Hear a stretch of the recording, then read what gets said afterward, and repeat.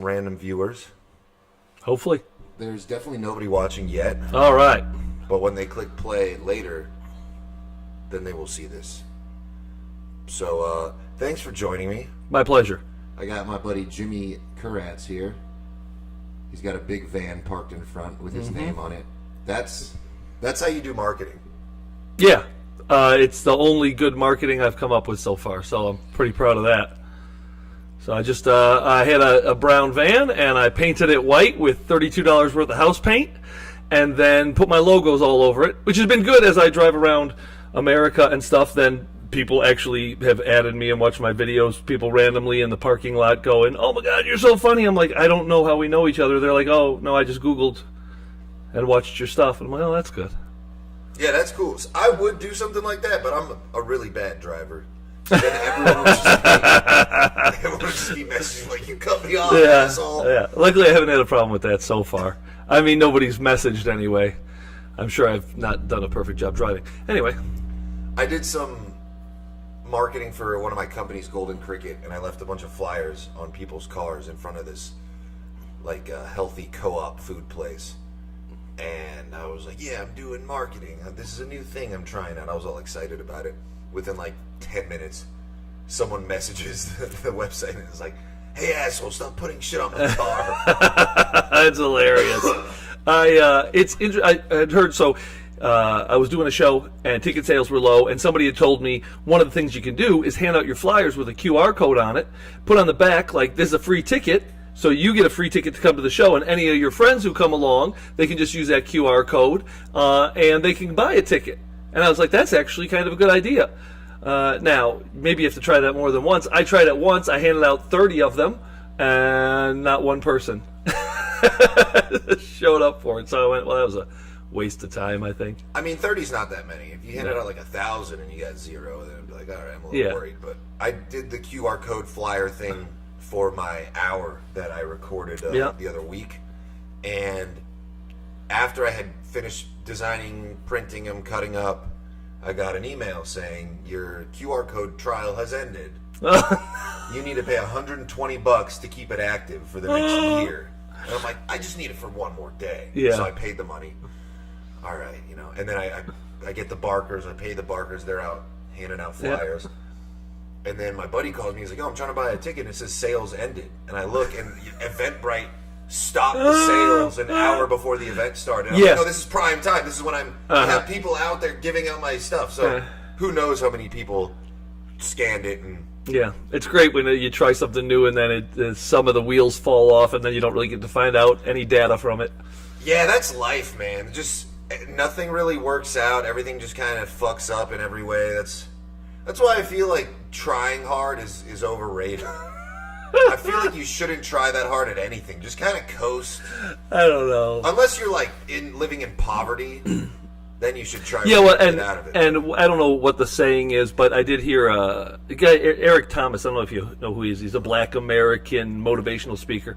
And one of the things he said was, "Your comfort has made you weak." And it's true, like as you get more comfortable and things are going along well and you're making more money, then there's less pressure on you to really have to try as hard. So what do they say? Like goodness is the enemy of greatness or something like that, because you lulled into a sense of, oh, it's going to be fine. So you start putting in half the effort. But it's always the people who come from nothing. You never hear these like amazing stories of somebody who's a millionaire, like a true story movie, and then they became a billionaire. Nobody cares. It's people who come from nothing, and it's just work. Elon Musk. I don't know. Did he start from nothing? No. He went from millionaire to billionaire. Yeah. And like, I suppose it's an interesting story, but he's changing the world. I know what you mean, though. But it's probably never going to become an inspirational movie. Yeah. Well, maybe.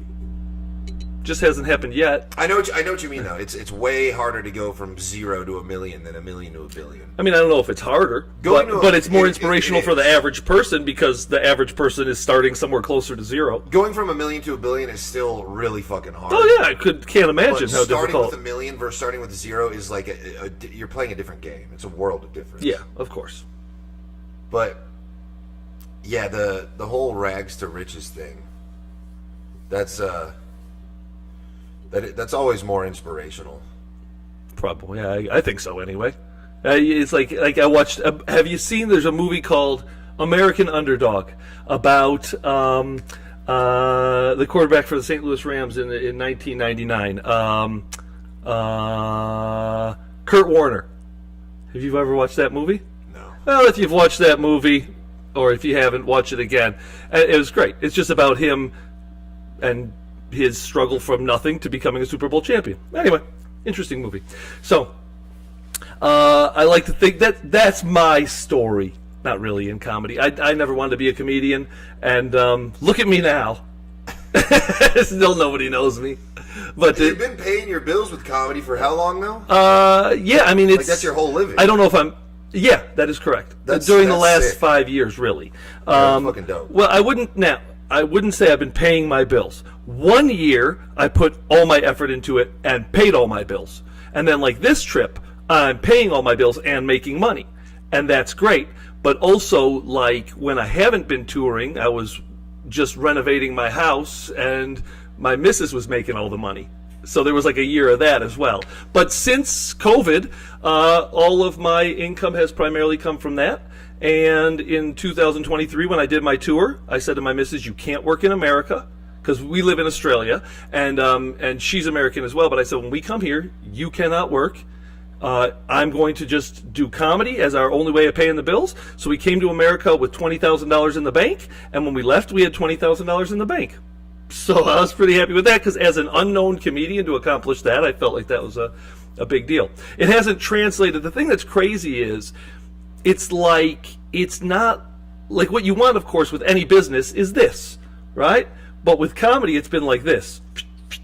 Like, it's just up and down. Like, as soon as you take your foot off the accelerator, it's done. Yeah, totally. You know, and it's like, gotta start making phone calls and booking places and all that kind of stuff. So that's why you kind of need, like, a shout out from a famous person. Look, I will say this, that it has to help an extreme amount. Like, just if you're unknown, it's like anything. You could be the greatest of anything. Construction, building houses.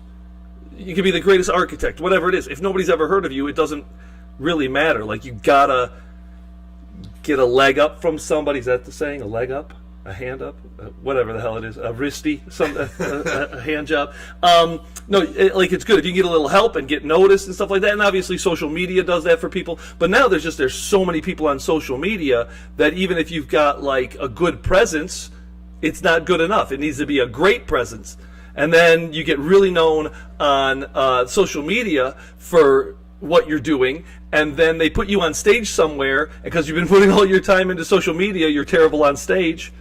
Like, or you're great as a comedian and you got no social media. That seems to be like trying to have great social media and great content and joke writing and being able to sell tickets.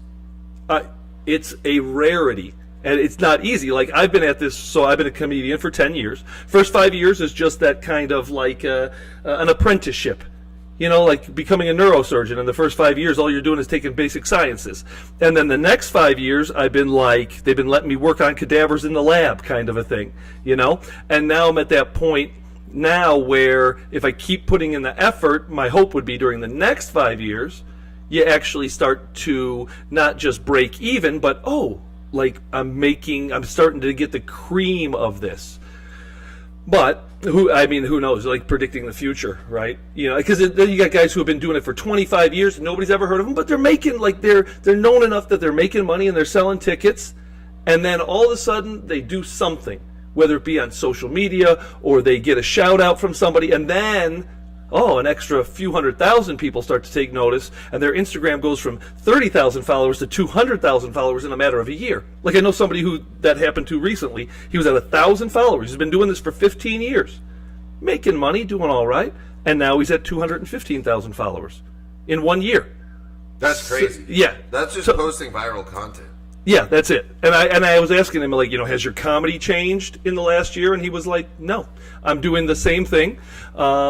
It's still well received, but now, like, people are hearing of me because of this other thing that I've been doing. I mean, I don't know if that's seems to be how it happens. Yeah, I never really thought I was going to make it as a comedian. It was just something I'd like to do. Mm-hmm. And now it's like I've been doing it so long, I might as well try to make that the thing. Yeah, either it's put up or shut up, right? You either go, this has been fun, but my time is maybe, like for me, it's like, well, my time is not well invested with this, it's time to move on, or it's time to double down. Yeah, I mean, I've done everything else. So it's not like maybe I'll try something new. Yeah. There's nothing I haven't tried. Right. I like doing comedy the most. Yep. Mainly because it's the easiest. Uh-huh. It's I mean if you're good at it. Yeah. For the average person it's very hard. But for me it's just like, just go up there with a microphone and just say my thoughts. Yeah. And make people laugh. I can't imagine anything easier. Yeah, that's fair enough. It's all the space in between the stage time that's difficult. Yeah. The worrying and the anxiety and the not getting booked and the when's the next show and yeah, that stuff is torture. And financial concerns. Yeah. But then once you get up there, everything's all right. How long did it take you to actually get funny on stage? I mean, my first time on stage, I had a great set. I was good. My very first time, I went very well. Like, everybody was like, holy hell, that was great. Like, even other comedians were like, have you been doing this a long time? I said 5 minutes. And they were like, holy hell. After that, the next 19 shows, all I did was bomb horrifically. Yeah. Like, having out-of-body experiences. I remember second and third, I don't know if this is an accurate memory, but I feel like this is what really happened. I was floating, looking down on myself, just stuttering. And that was like the entire set for 5 minutes, and everybody just stared at me. And then I remember, because I wrote all these down, I got to my 13th gig, and it was the worst one that I ever had. It was a room of about 50 audience members. They were loving it. They were having a great time. I was like one of the perfect spots, like two before because they take an intermission in Australia, right? So I was like number 6, and there was like one person after me. Everybody's having a great time. And I get up there, and for 4.5 minutes, everybody just stared at me. Nobody laughed. And then we got to 4.5 minutes, and I remember a guy started to laugh, realized he was the only one laughing, and checked his laugh. He just held his breath out. He went, ha! And then just held his breath. And about another 15 seconds go by, and somebody yelled from off stage, get the fuck off the stage! And everybody cracks up, and I just hung my head and walked off the stage. I think that's why... Oh, God. I think that's why I kind of settled so much with offensive stand-up, like offensive jokes. Because if people are angry at you, yeah, that's not really bombing.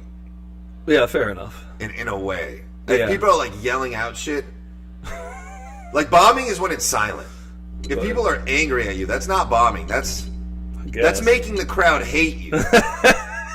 Yeah. Which is better, in my opinion, because art evokes emotion. Yeah, I was just gonna say you're creating emotion. I'll give you that. Yeah. You're there's a response happening. Yeah. The worst thing you can have is no response. Yeah, of course.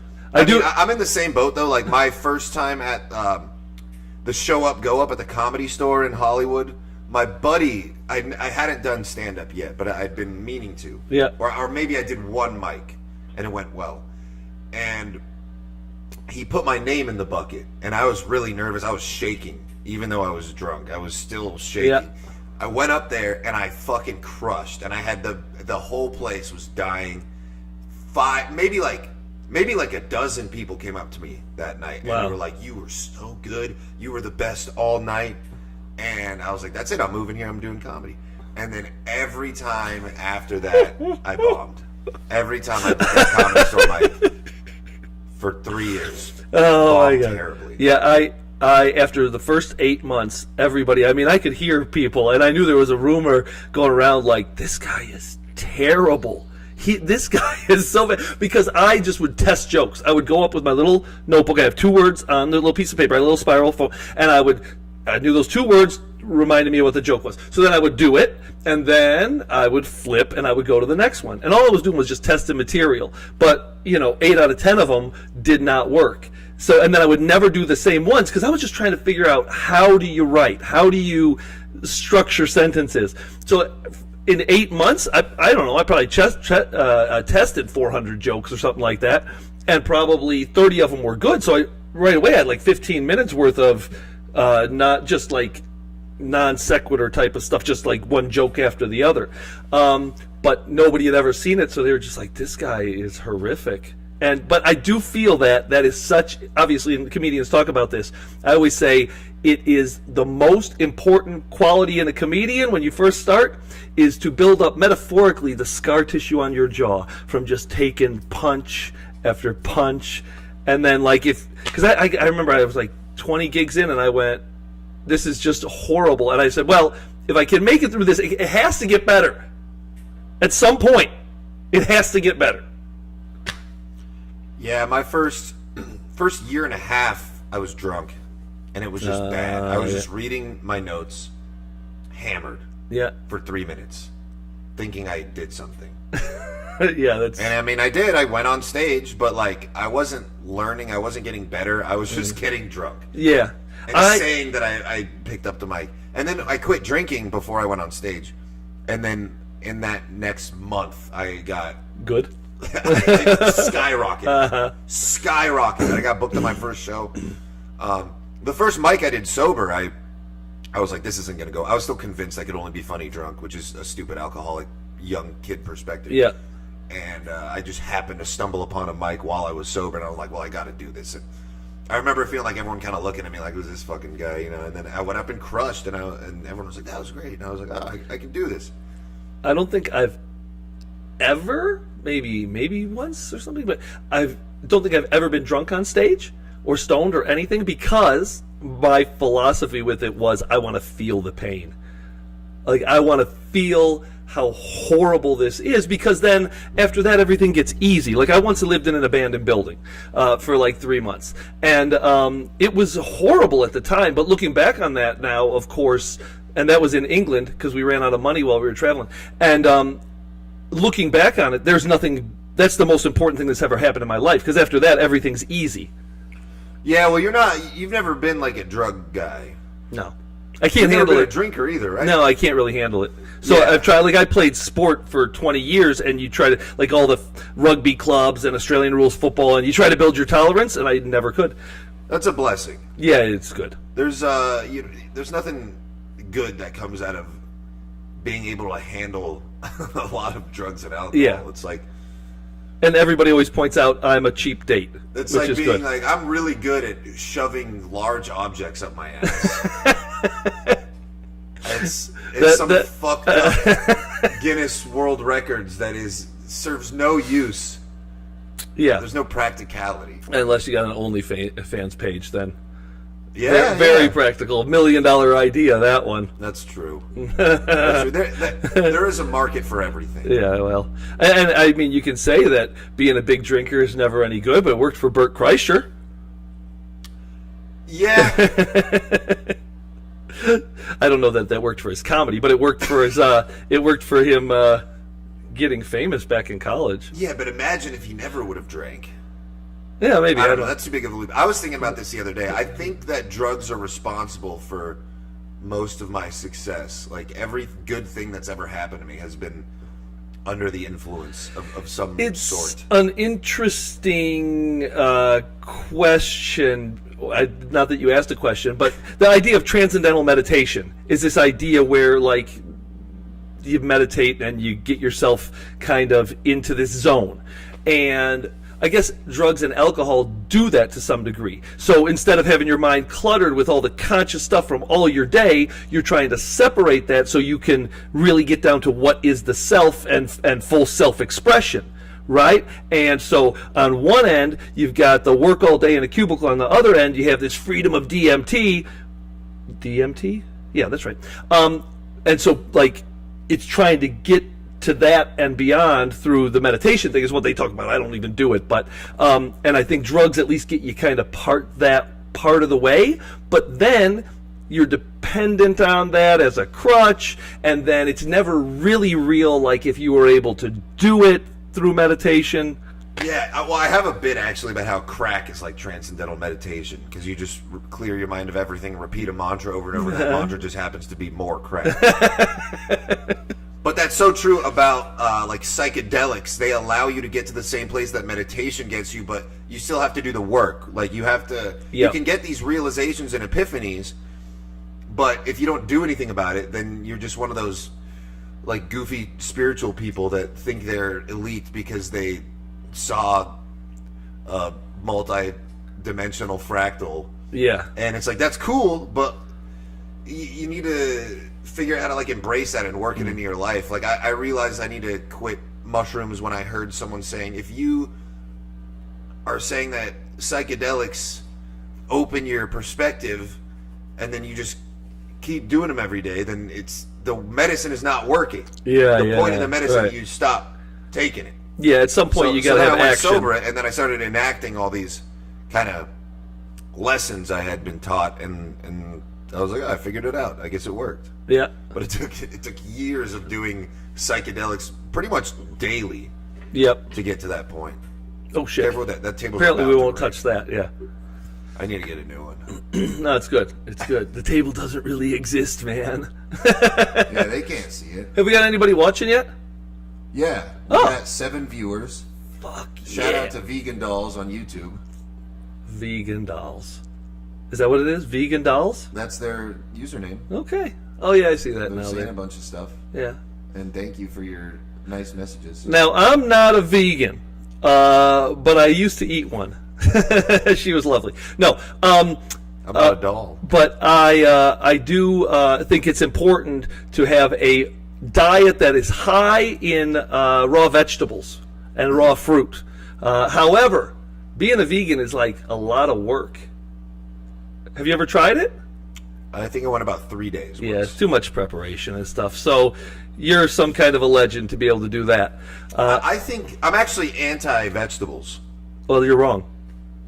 Really? Yeah, that's not even... Yeah. Oh, really? Yeah, I'm wrong? Look at the difference between... That's all great. How can you say I'm wrong? Look at me. You'll build muscle, right? But as far as health and wellness, you can't... Dude, I'm so healthy. I'm probably the healthiest guy in Austin. Okay, maybe. How old are you? 32. 32. How much older do I look than you? Maybe like 3 years. Yeah, I'm 50. Really? So suck a dick. Holy shit. Yeah, for real. So what keeps your skin vital is, of course, high water diet, right? So alcohol and drugs, smoking a lot, that depletes, that kind of stuff. So I've never even when I have drank heavy, I almost never have had a hangover, because in order to get a hangover, I'm pretty sure you need to be dehydrated, but that can't really happen. Anyways, all your artery stuff and cancer and diabetes. I mean, look, it's not just the vegetables. Exercising, obviously huge. Mental, emotional health, obviously huge. But all those things play a part. And all the research about eating vegetables pretty much says you'll live forever if you just keep eating raw vegetables. I'm just mad that I'm going to have to wait 20 years to win this argument. If you shaved your beard, you'd look 5 years younger anyway. Yeah. I like the whole homeless look. No, yeah. Okay, so here's my problem with vegetables. Yeah. They taste terrible? No, I love the taste. I love vegetables. Really? I don't. I love them. I've always loved them. But until recently, I realized if you want to eat vegetables, you have to kill the whole plant. If you want a broccoli, you want asparagus, no more of that. It's dead. And I've heard people say that it releases carcinogens because it's like, oh, we're dead now. That's true. And with animals, you just cut off part of it and just leave it living. No. I'll get there. Then when it comes to fruit, you can pick berries and they grow back. Oh, yeah, right. Okay. When it comes to meat, I think God rewards murder. So when you're eating dead animals, it gives you power. I mean, that's a fact. If you eat steak, it'll make you stronger. If you eat it after a workout, protein makes your muscles. Of course, everybody knows that. That's why the biggest murderers that don't get arrested are the most powerful. People that lead armies, people that lead countries. Epstein, Clinton. The beef industry. Yeah. I don't know. I mean, I think the meat industry is a satanic ritual, but it seems like the world kind of operates on satanic rituals. Here's one for you. Did you know, I'm going to tell you anyways, if you eat red meat, right, and cancer rates, like they're always like, oh, it increases cancer, it increases bowel cancer. And it does if the red meat is grain-fed. But if it's grass-fed, it decreases cancer rates. There's so many variables, man, and none of us know the truth. Nobody really knows where their meat's No, I just told from. you the truth. That is the truth. No, it's not. Yeah, it is the truth. This is the research. For now, everything. Yeah, but anyone can research anything. All research means is a group of people studied a thing. Yeah, well, okay, Nothing's fair enough. concrete. It's even defined in science that nothing is ever proven. It's always just true for now. Yeah, well, everything's temporary. All the research it's not like just like when they tested COVID and they did one study and they were like, it works to take this vaccine, right? I agree with you. Eating grass-fed beef is way better. Yeah, and I would never choose grain-fed beef over grass-fed beef. But I bet there's even constituents to that. Like certain grass will make it worse, and then certain grains are better than certain. Yeah. Like you could nitpick the shit out of anything. Yeah. And nobody really knows the truth. The fact that we haven't figured out diet and it's just agreed upon is insane. Well, there's new things popping up all the time, and it's like, dude, the human body hasn't changed in a million years. We've been the same. A lot of it is just and it logic, on, like, race, probably, and personal. Certain different things like, okay, for instance, like the way you cook your red meat, or the way like eggs, right? They're always eggs are going to kill you. You can't eat many of them because if you have the yolks raw and it is raw cholesterol, it's good for you. If it's cooked or oxygenated cholesterol, it's bad for you.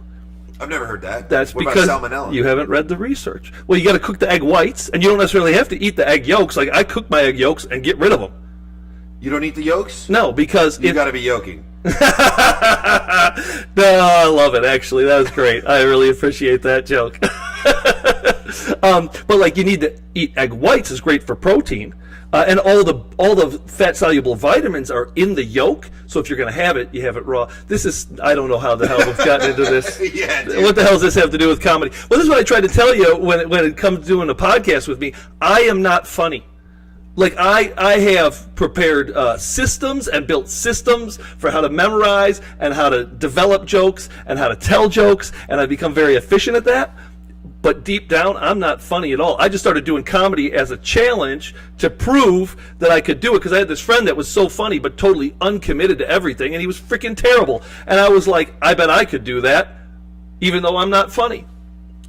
I feel like I'm unintentionally funny. Like people always laughed at shit I said when I wasn't trying to be funny. I'm just being myself, and that's kind of what steered me towards comedy. I'm like, if people are going to laugh at me, I might as well do it intentionally. Now, is that because, like, for me, what I do recognize, I'm extremely odd, weird, nonconformist. Do you fall into that category? Definitely. Now I was talking with a friend about this because she was saying, it's just always so good to have you around because, and she goes, I mean this as a compliment. People don't say that to me. You're so weird that it gets me out of the mundane, normal life. Like when you're around, you just say stuff and do stuff that is so odd that it pulls me out of that. You get refreshing? And it's refreshing. Yeah. I mean, we generally, if you're like me, I always take it 2 steps, 3 steps too far, and they're like, please, we're in public, put your dick away. You know, like the number of times that I've run around naked, people are like, that's not appropriate here in the cafeteria at school. Oh, actually? I did that at university, yeah. Oh, wow. Yeah, just I've never run around naked. I'm an idiot like that. I love it. I also, one you don't time... even have drugs to blame. Yeah, I know. I just accepted... I really believe in this idea of being a nonconformist. Because if you just do what everybody's doing and you get in your cubicle at work, I just feel like it's not an adventure. And to me, the entire point of life is to pursue the adventure of experiencing joy. Right? That is how I've summed it up, to pursue the adventure of experiencing joy. And so how do I do that? I have to step outside of the normal confines of how people should act. And ideally, the only moral obligation I should have is to do what I consider to be morally right, not what the authorities are saying. I mean, running around with my dick out is probably not morally right, okay, but I've evolved since then, I'd like to think. Just like doing nonconformist stuff, doing crazy stuff is what brings me a great amount of joy. So whenever there's like, people go, do you want to go to such and such a place? You know, you want to go out tonight to this, that? And I just always say yes. I'm almost like that movie Yes Man, because I just never know. And so often I know that I've just gone, there's certain places I don't want to go, or not go to a certain comedy gig. I'm like, I don't want to go to that place. But I always go, you know what? I'm going to go because so often something good will come of it, you know? And it just has happened so repeatedly. Like, do I want to do a podcast with Eli? I don't know. But I just say yes, because it's going to be a great experience. There's going to be shit that comes from this just in the moment, but also 5 years from now, I'll be like, oh, yeah, it was... You know, there'll be something, some kind of memories from it, or we'll still have, you know, we'll still be in communication or whatever based on some shit that happened here. Yeah, every action leads to opportunity. Yeah. And you can't find those doorways if you just don't do anything. Yeah. But I agree with you on the whole nonconformist thing. I don't think of it as a choice, though. I don't think that I enjoy or choose to not conform. It's just I'm retarded. Fair enough. I have no horse in this race. Yeah. Like, people are like, you're just so unapologetically yourself. I get that a lot. And I'm like, that's not true. I am sorry. I'm not entirely. I haven't always been entirely happy about who I am. Lately, I'm pretty satisfied with how things are, but at some point you just embrace it. Of like, you know, why am I so weird and different and stuff? And yeah, I mean, what I was saying before, I'm probably just justifying the fact that I was already weird, but now I purposely look for ways to be extra weird, to do something that's different. Not always like weird, but like, oh, would you ever consider, doing comedy? Yeah, I'm going to do that, which is not necessarily weird, but it's very much like, my life was going great, and then all of a sudden take this left turn, and people are going, "What are you doing?" You know, and I chose that consciously as a way to make life an adventure again. Because my life was awesome when I was 38. Everything was going great. If I just keep doing what I'm doing, I just keep being a professional, then my business is going to go great. Everything's going to be wonderful. And I know when I'm 65, here's the level I'll retire at. Perfect. And I went, well, because then I heard that Eric Thomas quote, your comfort has made you weak. And I was swearing at my phone. I was like, you motherfucker. Because I knew he was right? So if it's already predictable, there's no adventure. So then I can't accept challenges. Without challenges, I can't become my best. If I can't become my best, what the hell's the point? If I can't improve and become my best. So it's like I have to take on more and more crazy challenges so that I can grow. I get that. I used to be like that. I'm pretty content with mediocrity at this point. I worked my whole life to be able to afford a house. Yep. And my car's paid off. Yep, so that's good. I got my house and car and everything. I got a music studio in my place. Yep. About like 4 or 5 years ago. And then I was just kind of like, all right, I did everything. Yep. And then I really haven't accomplished anything since. Well, yeah, but you've been pursuing comedy, so obviously it's like you're still growing. I'm pursuing a lot of things. Yeah. But nothing's really happening with it, and I don't really expect anything to happen. Well, and the whole thing is, okay, so I do not like goal setting. I think that the idea of goal setting is, for me, I know this. This isn't just my opinion. For me, it is absolutely a travesty. Because what happens is it almost always leads to disappointment. Even if I accomplish it, well, now what? I'm all done. Like what? Right? So, and then I have this idea of this thing I want to accomplish. So I'm putting in inputs into the system. You know, I have these actions, and I'm hoping to get this outcome. But that's not really how it works, because sometimes you think you're going to hit here, but you end up hitting the mark over here, because you don't get to choose the outcomes with any kind of a science experiment. So I have a hypothesis, and then I do the experiment, and then I see what the outcomes are. And that's very hard to accept, because I want there to be certain outcomes, but what I have to accept is I'm just accumulating the data.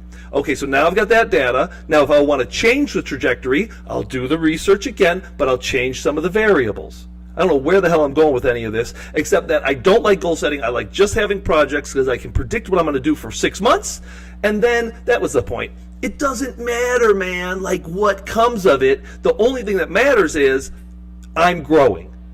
I'm building myself. right? So like you said, like, oh, it's going nowhere. But it is going somewhere with the stuff that you're doing with comedy because you're always just growing and your character goes with you wherever you go. So as you go into your next project, into your next adventure, all of the skills that you've gained and the strengthening of character goes into that next thing, and you can do it even more efficiently.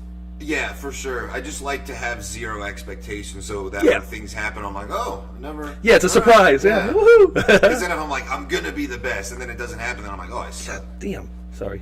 I hope that's not on camera as I'm itching my nuts. It's not. You're good. That's good. Well, then I shouldn't have announced it. Yeah, no, I get that. I get that completely. Just being up for whatever comes out of it. But then if you don't, like, if you can, I like to, I think, every 6 months reevaluate, okay, here's what came of it, so how do I tweak that to get a more efficient, more effective result, so that it kind of moves in a direction that I desire, I guess.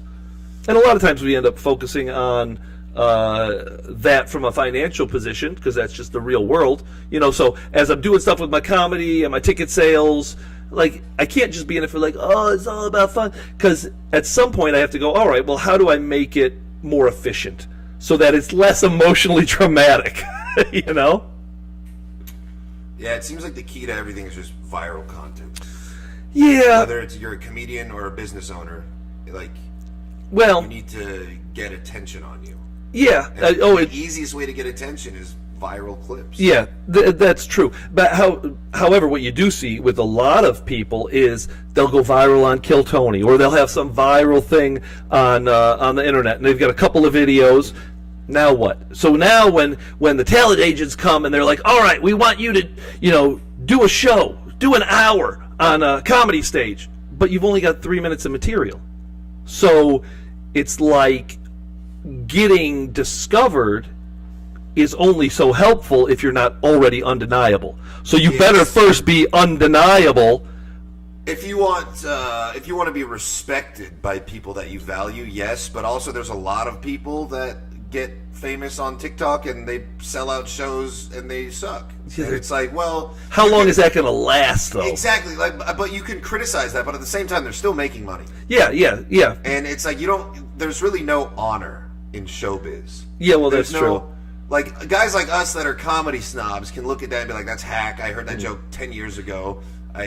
But who's making money is really all that matters. Yeah, well, but again, if you only have 3 minutes of material, there's it's going to be very short-lived. Where they have these comedy competitions in Western Australia, where I was from, where I was living, and you'd see these people win these things, and then they go to the nationals and they do well there, and then they would quit comedy like 3 months later. Because there was a number of guys who just quit like 3 months later because they realized they're terrible and they can't back it up. So I feel like it's short-lived. I mean, if you can turn it into something that is, long-term, that's great. Like, sometimes you need that little boost to go, all right, now I'm ready to start working hard and get the job done. And who knows, like, where you are in your pursuit of it, that might be the best thing that could happen. Anyway, I don't know. I lost my thought.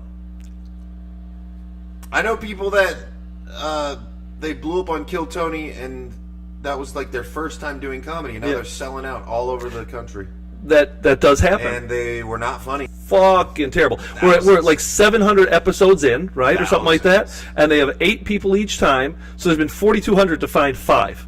Now, those 5, I would suggest, given time, probably would have done well anyway. Though it might have been the boost that they needed to really, get working hard at it or something like that. And then there's other people who probably did terrible, and that's what they needed to go, oh, I need to get my shit together and actually work harder at this.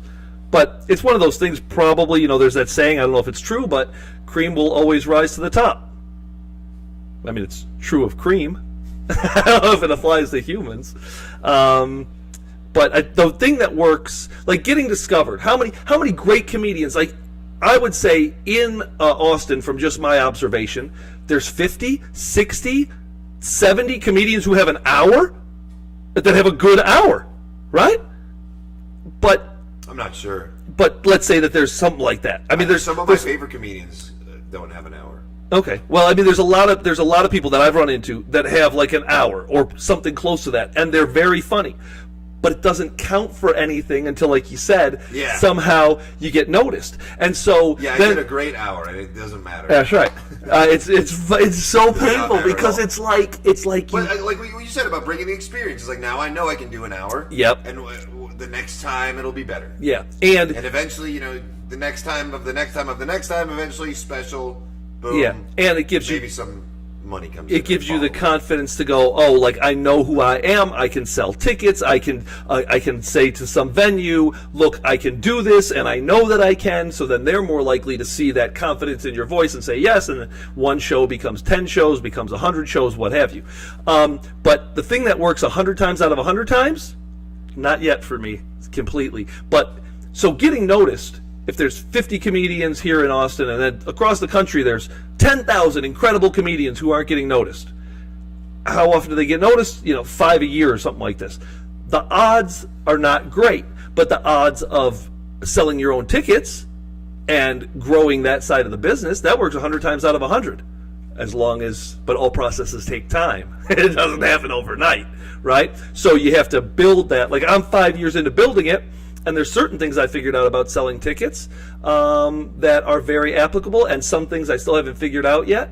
But like I know, but part of my Texas experiment here, which has gone horribly wrong, or maybe horribly right, because I'm just collecting data, is the fact that I went, all right, let's see what happens for an unknown comedian in warm weather.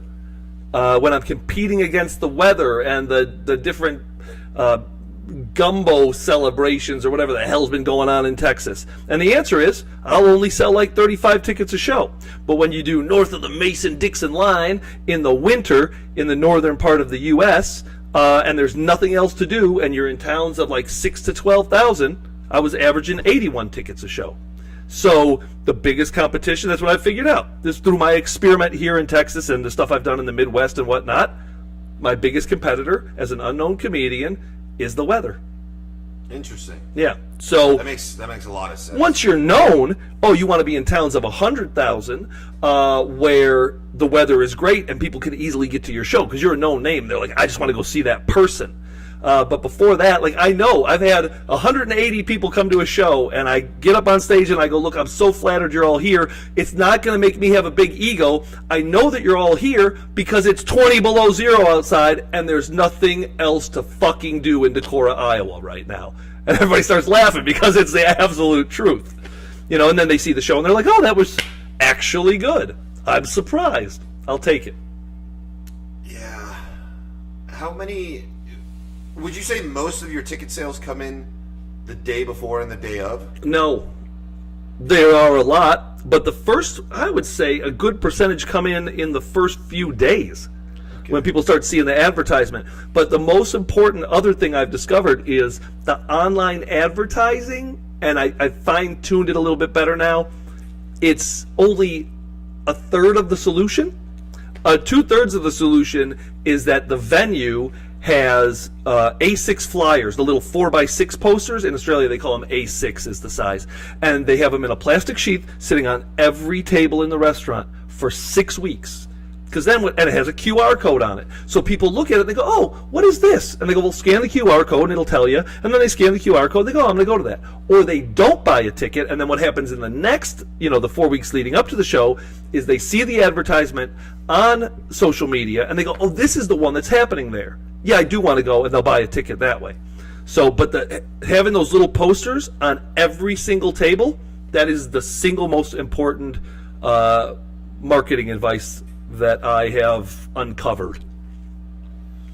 All right. Yeah, you've been pretty successful with that stuff, and unsuccessful when I've realized, the venues didn't do that. Why have ticket sales been shit? They're like, oh, we got your posters up, and then you get there, and no, they don't have those little ones up. And I'm like, oh, that's what's happened here. Anyway, yeah, sorry to interrupt you. Oh, I was just going to close out. Tell everyone where to follow you. Jimmy Kuratz Comedian. That's on Instagram, Facebook, and TikTok. It's the same. Jimmy, Kurat, like a rat, Z, Comedian. Easy. Most of my followers are on Facebook because most of my humor is suited for people who are like 40 to 65. It's not. I had some That's chicks. why you liked my dad joke about that. Yeah, there you go. I had some chicks at the show the other night, and they sat down, and there was a bunch of them. There were like 6 of them, and they were 23 years old. And I started asking some questions. Oh, you hear this great? Did you look at the advertising? And they went, oh, well, kind of. I go, did you read the advertising? And they went, nope. And I went, you have no idea what you're in for. I said, look, I'm not trying to deter you, but I'm pretty sure I'll walk you, because this is not going to be your kind of humor. I said, but when you do get up and you want to go, I'm not going to belittle you. You just get up and you go when you've had enough. See how long you can last. They made it 38 minutes into a 93-minute show. That's not bad. Not bad. But at some point they realized, oh, no, this is such uncouth, unwoke humor. Well, thank you. My pleasure.